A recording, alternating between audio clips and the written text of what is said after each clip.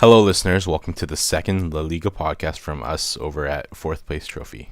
I am, of course, the Barca Show, and with me here are Tharius, a Madridista, Hey, what's up, guys? Pleasure to be here with you guys. and MarquinhoACM, an Atleti fan. Hola. Today's episode will be a season preview as well as a transfer review and a brief overview of La Liga's first 3 weeks. To start off, on a bright note, we'll talk about some of the additions to La Liga this summer. First off, I want to talk about Dani Carvajal, obviously a Real Madrid player. He was bought from Bayer Leverkusen for $6.5 million, and that was a season after Real Madrid sold him to Bayer Leverkusen. So Tharius, what are your thoughts of the acquisition of Dani Carvajal? I think Dani Carvajal was destined to come back to Real Madrid. I think with last season, I think a lot of Madridistas and soccer fans in general would have realized that Madrid definitely needed to shore up the right back position a little more. Arbeloa really didn't have anybody else for support in that sense, and with such an outstanding season that Dani Carvajal had in Bayer Leverkusen, I think it was pretty much a done deal. Dani Carvajal appeared 32 times for Bayer Leverkusen last season. He had a goal, had a number of assists, I believe. On top of that, the fact that he's been with the club since 10 years old. He also made the Bundesliga Ideal 11 as one of the best right back, if not the better right back in the league last season. I think that was it was pretty much a done deal. Yeah, he's a huge upgrade to MarquinhoACM, who you guys were playing as right back, which kind of like us, he doesn't play defense. And he's a big upgrade to Arbeloa in my mind, just because of his attacking threat. And he's not too bad of a defender either, but I know he's very yellow card prone. So that might be a problem, but he'll get along well with Sergio Ramos and those guys, eh? Marcos, you have any thoughts? No, I have to completely agree. I think great decision for Madrid to bring him back, and I know for a fact that the team and the fans wouldn't handle another season with Arbeloa just holding the right back position by himself. So it's a good competition for him, and he will obviously probably take over for Arbeloa on the right. Yeah, definitely agree. Do you guys think he'll make the Spanish team for the World Cup? I think he's got a pretty good shot at it. I think if Arbeloa, he's just like you said, he's a pretty solid right back, defensive minded. In that sense, the Spanish national team is not going to risk anything by having Arbeloa in the back. But yeah, once it comes to adding some more speed and mobility down the right flank, more of a threat, offensive threat, I think Dani Carvajal, depending on what kind of season he has this year with Real Madrid, he should certainly be making his way into the national team. Marcos, do you think that he'll make it in? I think he has the quality to make it in. I don't think he will be there for the World Cup simply because, at this time around, the coaches want to have their teams finalized and have a good chemistry built in. It might be a little late for him to come in now. But I would not be surprised if he did get called up by Busquets for the World Cup in time, especially with a good season with Madrid, if that happens. Fair enough. Yeah, I think if he has a good season, it's going to be hard to not take him with you. So the second transfer, which I wanted to talk about, was David Villa. I think a lot of us know who he is. He has a very big and long resume. The surprise was that he went to Atletico for $2.1 million plus a couple add-ons, which I think bring the price up to a possible $5 million. What do you think of the move, Marcos? I actually think it's a brilliant move by Atleti to bring him in place of Falcao, who left for Monaco, because I think he'll definitely ease up the pressure of the goal-scoring threat that Falcao was for Atleti. And he'll be used better than he was at Barcelona out on the left wing. He'll be used as a striker instead, and that's where he thrives more, as we've seen with Spain national team. So I think it's a really good move by Atleti to bring him in. Yeah, what do you think about it, Tharius? I think, just like he said, it was a brilliant move by Atletico Madrid to bring him in. I guess the rumblings of him being, somewhat unsatisfied with, the way or the minutes he was playing at Barcelona. And for that price, how can you deny such a talent with such a long resume, brings a ton of experience to the front line of Atletico de Madrid. And just like you said, with the exit of Falcao, I mean, I think Villa is one of those guys that can definitely, have the younger guys on the team sort of follow his lead. And I just think it was a brilliant move. Him along with Diego Costa terrorizing the people's defenses. I think it's going to be a really good move for David Villa and for the club. Yeah, I can't see that move being bad by any means. Like, as you said, David Villa is extremely experienced, and those who follow the Liga know of Diego Costa and how much of a pain he is to play against. And I think that having David Villa there, who's extremely class, is going to help him out, help him to develop as a player, and maybe not be such a liability to the team. Although that is kind of his charm, I guess. Yeah, definitely.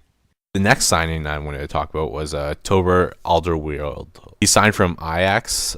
He was a very sought-after defender. I believe Liverpool were after him, and a couple other teams which don't come to mind. He came for $7 million, which for a defender isn't too bad. What do you guys think of his signing, Marcos? I think it was a good move for Atleti to pick him up. He's young, he's like you said, he was sought out by many big clubs, and a really great business for Atleti because they brought in Demichelis for free from Malaga, then sold him off for like $3 million to Man City, and then used some of that money to bring in Toby. So that was like a great deal there for Atleti. But I think once he develops and gets game time, I could see him and Miranda and Godin rotating a lot. I could see him being in there and starting for Atleti good amount this season. Tharius, what do you think of the signing of Toby? Well, to tell you the truth, I didn't know much about Toby Alderweireld before, but just looking at the move, it sort of fits with Diego Simeone's defensive mind. Like, defense wins your battles. He's a young kid with, I'm sure, a lot of potential because I'm sure Atletico's scouted him pretty deeply. He's a big kid, no nonsense type of defender, just like Simeone loves on his squad. Yeah, I guess he was a youth product from Ajax. Apparently he can play center back and he can also cover the fullback position. He had about 168 games over his career with Ajax and had 15 goals. So he's not a out and out threat in goal, but I'm sure he'll get you your goals when you maybe least expected. And I think Simeone made another good move with grabbing this kid. Yeah, I agree. There's a huge upside to this kid. He's already starting for Belgium, he's competing against some very good defenders on the Belgium national team. For $7 million, it doesn't look like much of a risk to me, and it definitely does fit into Simeone's defensive first tactics. It's very hard to see how he won't be a success, especially because Juan Fran, I don't think, really has much of a defensive cover, and he's versatile enough to cover for him. The next signing, and the last signing I want to talk about from Atletico, was the acquisition of Leo Baptistao from Rayo Vallecano. He arrived for $7 million, and last season he posted 7 goals and 7 assists, which was a pretty good number in my opinion. What do you think of the acquisition, Tharius? I think it was it sounds like a pretty good signing. Again, $7 million is not bad for someone who has the talent that Leo Baptista has. I mean, he's already played in both Atletico's games. Kind of shows that Simeone has quite a bit of confidence in this kid. I mean, he's only 21 years old. Like you said, he had 7 goals last season. I didn't know he had 7 assists, but that definitely bodes well for him having a pretty balanced game. And I also agree. I think Atletico de Madrid did another good move on this one, and I think they've actually been one of the teams that have made pretty much every solid move all around on the offseason. Yeah, what do you think of your fellow Brazilian, Marcos? I would agree with what he said. And, Atletico has a good history with strikers, Agüero, Forlan, Torres, and I guess Falcao not recently. And I think Baptistao could develop into a well-known striker and probably be sought out by big clubs later in the future. He's, strong and tough and agile. And he's not only known for his goal scoring threat, but making a lot of key passes too. I think he had the most at Rayo Vallecano last season, which is pretty significant for him with 28 appearances. I thought it was pretty good for him. Yeah, that is pretty good for him and good for Rayo Vallecano, which adds on to the fact that he's not really having to adapt to a new situation because I don't even think he has to move houses because both the clubs are in Madrid. Yeah. He has a lot of talent around him to play with, to play off of. As I said earlier, the acquisition of David Villa is really going to help these players, these young strikers, Diogo Costa and Leo Baptistao, to develop. Actually, David Villa will even help like the likes of Adrian as well. Yeah, I agree with that, Dev. Next signing I would like to talk about is the signing of Marco Marin. He went to Sevilla from Chelsea on a loan deal. He was pretty promising. I believe he was at Werder Bremen before he moved to Chelsea, and then he got very little game time at Chelsea. So it's a question to me how he's going to adapt. I'm not quite sure if he's at the level still, but it'd be nice to see if he can come back from return to his form at Werder Bremen. What do you guys think of the signing of Marco Marin? Marcos?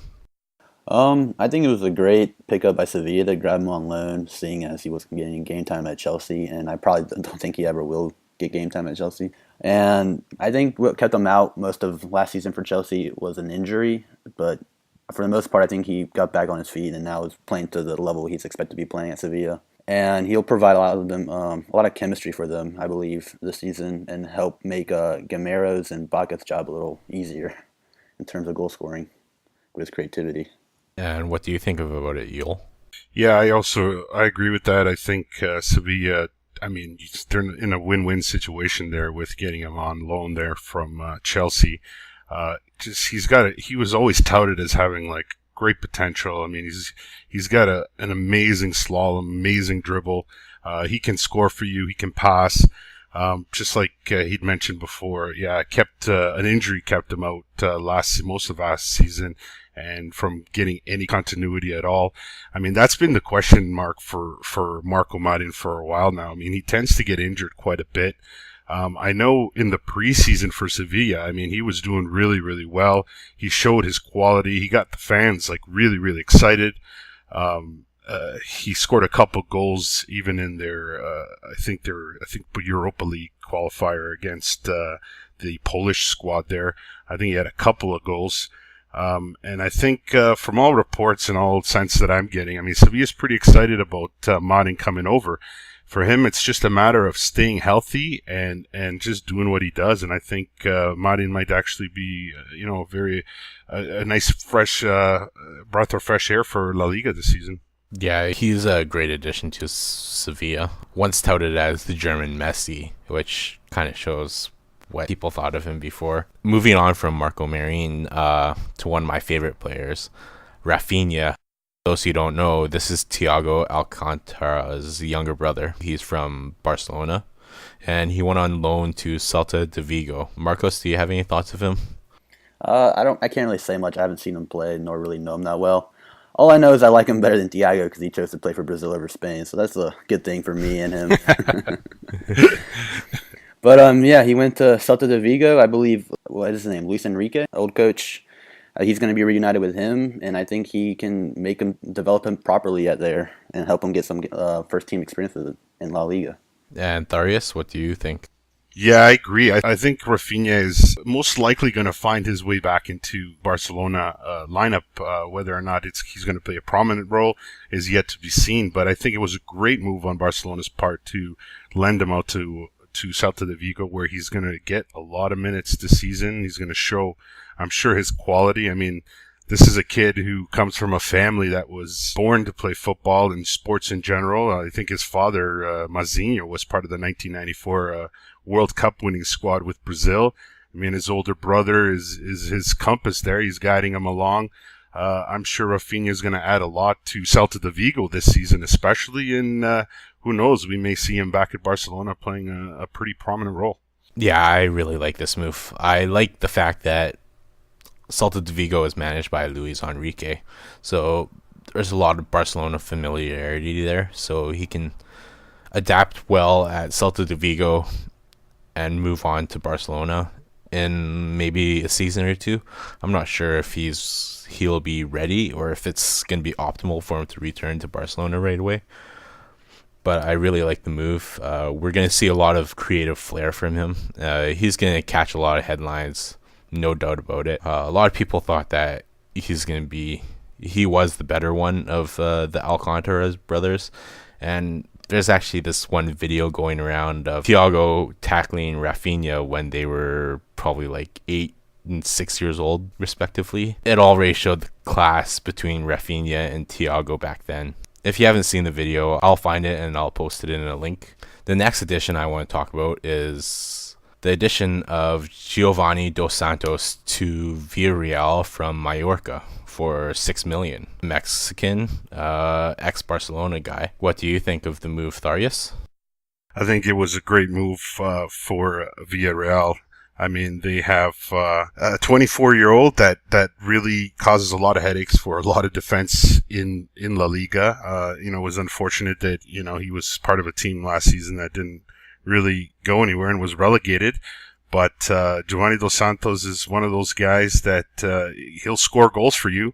And I think financially he didn't come as too expensive to Villarreal. I mean, he's got 3 games for the Yellow Submarine, already has 2 goals.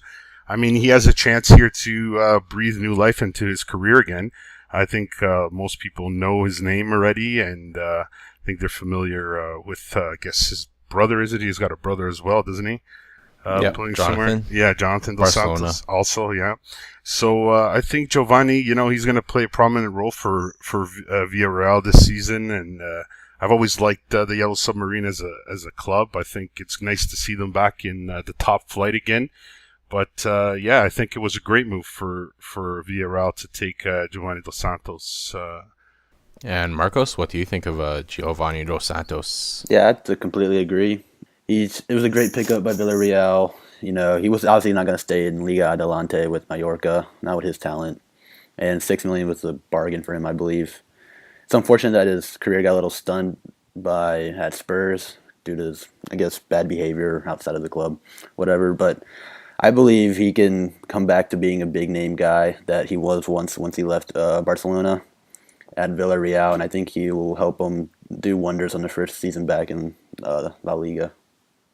Yeah, I agree. I think that Giovanni and Villarreal are both a very good fit. They're both kind of they both were kind of on the decline, and both of them can use each other to rise to the top again. And I think Giovanni Dos Santos he's still very young, and he's going to rise to the top again. He's going to be a very good player. I don't think he'll be world class like Ronaldinho or anything.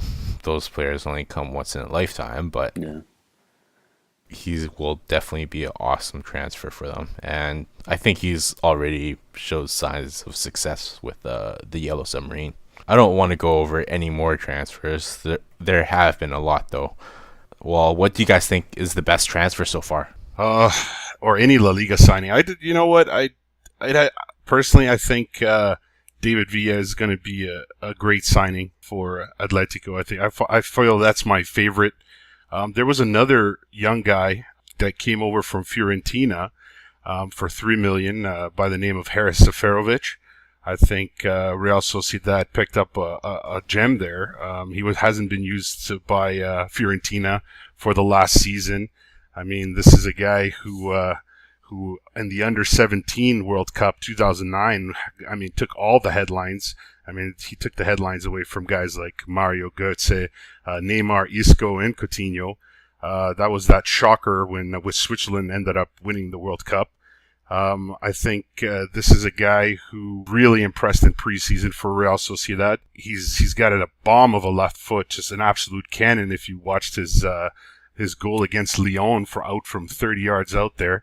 And I think playing alongside guys like Carlos Vela, Aguirre, Antoine Griezmann, I really like. You could tell I really like Real Sociedad, and I think Haris Seferovic is a really positive transfer and one to definitely look out for this season.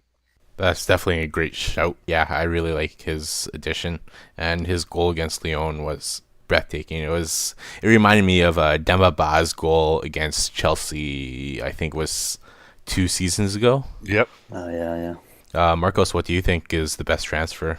I would say what Yul said at the beginning was David Villa for Atleti, mainly because you're trying to replace Falcao, who was a big factor in the goal scoring for the team, and David Villa can easily help easily ease that for Atleti with his experience in goal scoring, and especially with the price, as we mentioned before. And it's actually a good deal for Barcelona too, as they get some rights over some of the youngsters at Atleti, right? I think it's who are they, Manquillo and Sau? Yeah, I believe those are the two. Yeah, those two are. I think they're promising youngsters as well, so that's a good deal for both clubs. Yeah, it does seem like a good deal for both clubs. David Villa, yeah, Barcelona rejected 10 million euros offers from Spurs, and I think they rejected close to like 14 million from Arsenal last summer. I think having the options on those youngsters is going to really pay off in the long run. No, absolutely. I know that, I guess because I'm a Madridista, I might as well also give a shout to, I know us signing Isco on the off season. I think, I know from when the rumors started at the end of the last season about Isco, I was pretty excited about that because I mean the kid's talent is undeniable, and he seems to be one of those players that just, even at his tender age of 2021, he is a mature player. I mean, in the first 3 games, he's made the difference in at least one, and he's always involved in the play. I'd have to say Isco is also one of the better transfers on the off season. Yeah, I was gonna say Isco was gonna be the best transfer just because of what you said, and also the void which he has to fill. He's gonna be indispensable to Real Madrid, and that's very hard to say about a new signing. I think Perez really put the pressure on him. Anyways, we're done the incoming transfers, and now it's the outgoing transfers. First of all, I think the biggest one was Mesut Ozil leaving Real Madrid for Arsenal. My question was money really an issue in this one, or was it Perez? Was this move Perez, or was it Ancelotti? Tharius? It's tough to comment on this move. I know, because it's definitely a raw nerve for a lot of people on what exactly happened, especially with the player coming out and pretty much stating that he didn't want to move and he was ready to fight for his spot. But to deny that money wasn't an issue, I think, is disingenuous completely. I think money, at the end of the day, even for a club that is making quite substantial revenue every year, and the club's value being at its peak, I think the club realized that Ozil may be becoming somewhat supplementary to the club, and if you're going to get 50 million euros or whatever it was back, I think you have to admit that definitely money was going to be an issue, especially with our huge signing of Gareth Bale. Did Ancelotti lose faith in him? You know what? I don't want to believe that whatsoever. I think Ancelotti's a coach that knows the quality of what a player has to offer. Whether that individual player is gonna add to, I guess, the big picture in the long run, that is, I'm sure opinions are going to differ on that. I don't believe for a second that Ancelotti didn't have faith in him. I think he may have conveyed to Ozil that his starting berth is no longer assured. That is definitely a possibility. And I think Ozil, at the end of the day, speaking to Wenger, I think Wenger just laid out a plan to Ozil that just smelled way too good for him. I mean, he jumped from 5 million to 8 million a year. I know his father was pushing for about 7, so he's getting an extra million in there, and he's also going to be the focal point of Arsenal. He's going to be the man that everything runs through. So I think this just became a situation where the club was entertaining money or entertaining the thought of possibly letting him go to another club, and at the end of the day, Ozil saying, you know what, if that's the case, if we, if Real Madrid are not sure about retaining me, maybe then my future lays elsewhere. Okay. Marcos, do you have anything to add to it? I think Tharius did a pretty good job covering that. That was really good. I don't believe Ancelotti lost faith in him. I just kind of feel like the other way around, that Ozil lost faith in Ancelotti, thinking he won't get as much game Yeah. time as he did under Mourinho. I'm kind of, I mean, like all the other people, I'm really shocked by this move because he seemed to be like one of those guys that was going to stay at Madrid for a while and become perhaps a club legend. But as it didn't happen that way, obviously. I kind of feel that you'll mention that it was kind of Ozil kind of pushed for the move as well. You did get around 50 million for him, but I mean, Ozil is worth a lot more in my opinion. And if that was the case for that money, I think he pushed for the transfer, and Perez could not get as much as he wanted out of him. But I mean, I guess that's still decent value for replacing Gareth Bale's money. I guess. Yeah, that's all I really have to say about it. I don't have much to say. Yeah, I was really shocked at the transfer going through. With the release of Kaká, I thought that they were extremely thin on that creative role, and now they only really have Isco to create the chances and stuff. Although I haven't really seen enough of Bale to see if he's gonna adapt and be that creative force, but losing Ozil is going to be a huge loss to them. He was the start of their counterattack. His passing range was incredible. Real Madrid, I think, will miss him. I don't know how much they'll miss him, but I think it's a loss which will definitely hurt them in the long run. The next transfer I want to talk about is Thiago leaving Barcelona. He went to Bayern Munich to join up with Pep Guardiola. Thiago was set to be the next successor to Xavi, but I guess he didn't feel that way. What do you guys think of Thiago moving? Tharius? The Thiago smells to me like it has similar elements to what happened with Özil. I'm not well, I don't follow, Barcelona's, the players or how they're feeling on a daily or whatever weekly or with the reports or the rumors coming out. I think Thiago might have been suggesting that he wanted to play a more prominent role already, and maybe the club wasn't, ready to exactly give him those assurances. And I think Guardiola had a pretty big role in convincing Thiago to come over to Bayern, where he probably assured him that he was going to play pretty much the prominent role there in midfield. And I think for Bayern, did they really need Thiago? I don't really think so. Looking at the Bayern squad, I think Thiago may have done better for himself by just being patient, fighting for a spot, and staying within the Barcelona fold, because I think Thiago is the perfect type of Barcelona player, and I think he's got great talent. I think developing in Barcelona probably would have been the best for him. That's just my opinion. Do you think that Barcelona will have to bring someone in to replace Thiago? I don't personally. Right now, no. Eventually, most likely, they may have to bring someone in. I'm not sure who's in the youth ranks there coming up, but I'm always sure that with Barcelona's record with La Masia, it won't be long before, another person or another player at that position starts knocking on the door. Yeah, a lot of people are already calling for Sergio Roberto to take that step. But we can go over that later. Marcos, what do you think of the Thiago transfer?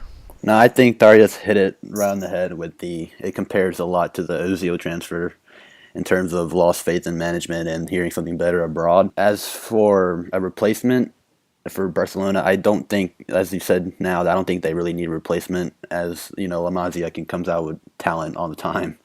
And I've heard from all the Barcelona fans that Sergio Roberto can handle that role properly with the right development. And, given time, I think he will. Yeah, it's kind of hard not to think about that right now.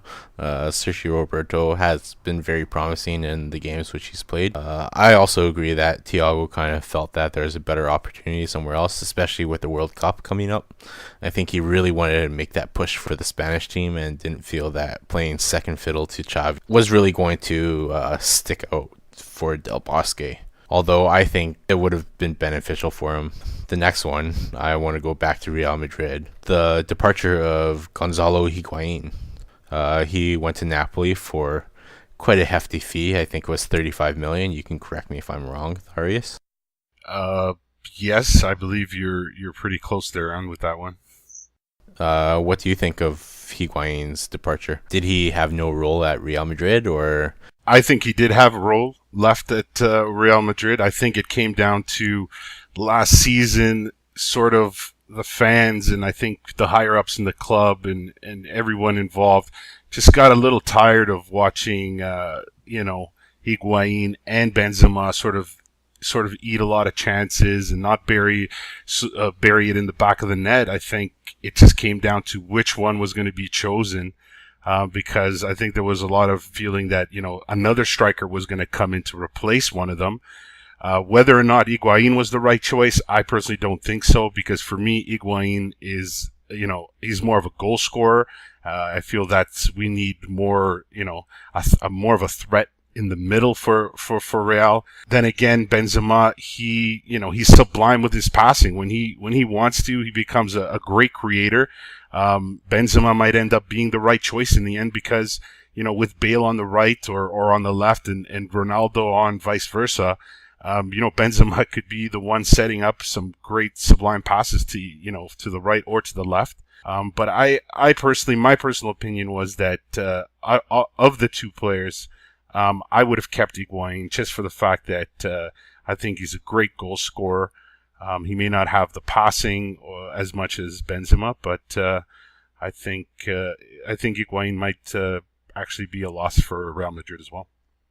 With the management selling Higuain or Ancelotti, does that mean that Alvaro Morata and Yeze have a bigger role in the team? Do they have the trust that everyone used to criticize Real Madrid for? Yeah, I think that actually plays quite a significant role in that because, just as you said, I mean, I think it's been a long time coming where the fans have been clamoring about, hey, what about, La Fabrica? Because we have some great talent, but it seems like we can't hold on to them. They always end up going to other places either for, low amounts of money or just given away pretty much. So I think with the talent that Morata and Hesse both displayed in Segunda and with Castilla, it was undeniable that it was time for Perez to change his way of thinking. And I think Perez made a good choice by responding to the fans and to what I'm sure were a lot of people's opinion within the club that it's time to, make room possibly for our young guys to show what they got. Yeah, Marcos, what do you think of having Higuain join the Serie A? Personally, I don't like him being Serie A just because I know he's going to be a good goal-scoring threat there. But as for Real Madrid, I think he would have thrived under Ancelotti personally, and it's kind of a shame to see him let him go. But I have to agree with Tharius. I think the management had to let go either one or the other to make room for Hesse and Morata, who, both weren't given the room to promote growth, and seems like they wouldn't have with both strikers of Higuain and Benzema there. That they probably would have joined other teams in the Liga like many other Madrid youth players are right now. And certainly that's not what the fans want either, as Tharius has mentioned. And with the talent that both Morata and Hesse have, that's something Madrid doesn't want either, I'm pretty sure. Yeah, good points, Threk. Next up, I want to talk about your favorite player, Kaká. Where do you think things went wrong with Kaká? And do you think that he can revive his form? I think it all went wrong like the moment Madrid bought him, to be honest, because he had that knee injury the knee injury that infamously took him down at Madrid. He had that problem with Milan too, and I think it was just overlooked by Madrid when they bought him, and it obviously bit him in the butt because he didn't come back to be the player he was before. But I think while he was recovering and under Mourinho, he was trying to reinvent his game. He used to rely a lot on his pace, which now he lacks of. But he tried to reinvent his game more in playmaking. And I think he was doing pretty well at Madrid trying to do that, just wasn't giving constant game time. And so I think at Kaká, he will be successful with as time goes because he needs to continue progressing his reinvented of his game. And of course, at Milan, we are in desperate need of his quality in the midfield and the attack. So I think he'll be successful in Milan for sure. What do you think of the move, Tharius? I think it's been a long time coming. Personally, I think it was a good choice for all parties involved. I mean, Kaká, just like you said, he was coming off a pretty serious injury. Never was able to find his feet when he was given the chance. And I mean, we saw moments of brilliance from him. Sometimes wearing the white shirt, but it just seemed like you could never get that consistency. I'm sure lack of playing time. Maybe at times he felt like the establishment didn't have as much confidence in him anymore. I mean, I was surprised he lasted this long, to be honest with you, because I think I remember last season he was in Milan for a while, and there was, all these reports coming out that, negotiations were almost on the brink of him making a move, and then they fell through, I guess over, agreeing to personal terms or whatever. But at the end of the day, I think, Kaká going back to Milan, just like Threx said, that, I think he feels like, he's back home as well. The fans of Milan just, AC, they just love him. I watched, his presentation there when he signed in the offices, and just to watch him at the window of the office, and, the hundreds of Milan fans who came out on the street and started, chanting his name. I think, he's got, he's always smiling and everything, but I think he's got even more reason to smile now that he's back in Milano. Yeah, I think this is his first real time in a long time that he's been truly happy. It's going to be great seeing one of the legends get back to his game, and I don't think Milan's a bad place to do that. I think that, Real Madrid, they targeted him poorly. I don't think he was a good target for them, but I think at that time they really needed that signing boost. That's why they signed Ronaldo. Although Ronaldo turned out to be a great signing. Even at 100 million, he was a bargain. But Kaká, he was just always that kind of maybe because of his injuries. Anyways, moving on to the next transfer away from Real Madrid is Jesus Navas, who moved to Manchester City for 20 million. What do you guys think of Jesus Navas moving? Are you a little surprised at the transfer? Because it's been well documented that Jesus Navas was always prone to homesickness. Tharius? I'm going to kind of go on and say the same thing I did somewhat. I'm surprised. Navas is what, how old is he? He's 27. I'm not exactly sure on that, but I think he's a great talented winger who I think really adds to Manchester City's game, because I think they were lacking some constant width there. They needed a guy who could, hold the ball up on the wing and create, some harassment for defenders.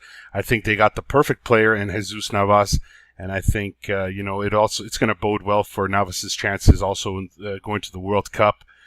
I think it was a great signing for Man City. I'm actually happy to see Navas, making his mark in another country in Europe.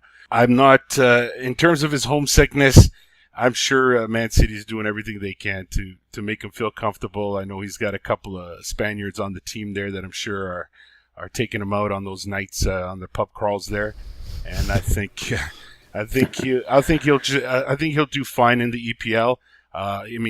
He doesn't get you a lot of goals, but he is one of those guys who works his rear off like all season. He doesn't get injured very much. That's why if you look back on his game time across for Sevilla, he plays pretty much every game. So he's probably one of those guys that Man City is going to be able to count on for the whole season. What do you think about that, Marcos? I can't say I'm too surprised by his move, because I feel like he's flirted with the move abroad for a while. I think it's a good move for City, as mentioned by Tharius, because they lacked the wing play, and obviously a traditional winger like Navas definitely helps that. In terms of his homesickness, if it really truly was a huge problem, I don't think he would have been too worried about moving abroad. He would stay in Spain the whole time, but I don't think it's going to be an issue now, not at all. And he'll definitely find success in the EPL. He's got Negredo, Dzeko, and Jovetic, and who else? Aguero on the end of his crosses. I think he'll find very good success there in Man City. Yeah, I think he'll do very good in the EPL. His work rate is enough reason to think that he covers more ground than most people do in games. I think he's always a top in distance ran, and his creative flair and his dribbling, I think, will be a good addition to Man City. David Silva has adapted extremely well to EPL, and I think that's a good sign for Jesus Navas. The next two people, I kind of have it in the same question. You mentioned him already, Negredo. My question is, which striker do you think will do better, Negredo or Soldado? Marcos? I'm going to say Soldado, no doubt, mainly because, I mean, you don't have to look at which one's successful right now, just because Tottenham has full faith in Soldado, seeing as their backups are Adebayor and then Defoe. And then while Negredo has to face competition between Aguero, Dzeko, and Jovetic, I think just because I think Soldado has the better players for service right now at Spurs. Maybe right now it's not all meshed together, but I think once the season goes on, he'll be at the end of good service from the Spurs midfield. And Negredo, I think, has to overcome whether he can find game time at Man City with the competition he's going against before he can be considered a better move than Soldado. Okay. What do you think about that, Tharius? Yeah, Negredo or Soldado? Yeah, I'm gonna agree with right there. Soldado for me personally, I like the player personally as well, but I also think that Spurs they see him as the out and out guy that they're gonna be looking for goals for. I mean, obviously, the great addition with Lamela and some other guys coming in, they're gonna help out. But Soldado has proven, whether it be in La Liga. And it looks like, he's on that path in the EPL. He just seems to be the guy who's going to get you goals, and he's always there as well with a nice pass in the end. Negredo on the flip side, I think if he gets the game time, I think he may do well. I mean, he's got a fantastically deep team he's playing for, guys who can definitely serve him some great passes. I mean, he's come on and scored already. I don't know how long the coach of Man City, what's his name again? I just totally blanked. Pellegrini. Yeah. Pellegrini, how much he's going to have him starting. Sure, it's still a question mark. But Negredo is one of those guys, when he comes on the pitch, he can inject a lot of energy into your team. And he works really, really hard. His work rate's really, really good. But also, I think Soldado at the end is going to have probably an all-in-out better year than Negredo will. Yeah, I have to agree with both of you. I think Soldado, just because he's going to get more chances, he is going to be put on the firing line a lot more often than Negredo is. If Negredo is not playing well, he's not going to be playing as often. While Soldado, I think he's going to be playing every game, even if he has a run of poor form because of the lack of attacking options. I think Soldado, just because of playing more games, will adapt a lot quicker than Negredo. And they're kind of close in age, I think. Just because of the playing time, Soldado will be a bigger success than Negredo, just because they both have probably like 3 years at their peak before they for most strikers kind of look at retirement. So we've gone over some of the bigger outgoing transfers in the Liga. I just want to touch on the transfer climate of La Liga. At the end of September 2nd, 12 of the 20 La Liga teams ended up making a profit in the transfer window. 388 million was spent in total in La Liga, while 480 million was made in player sales.